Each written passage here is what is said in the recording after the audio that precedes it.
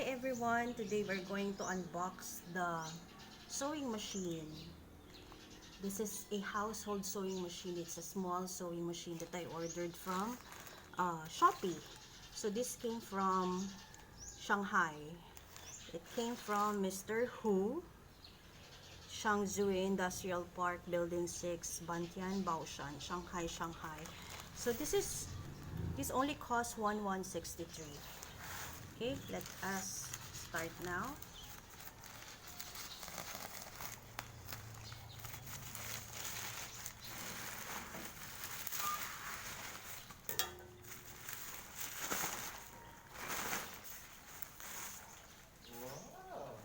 So we're opening this. It's bubble wrapped because they have to ensure that this will arrive safe.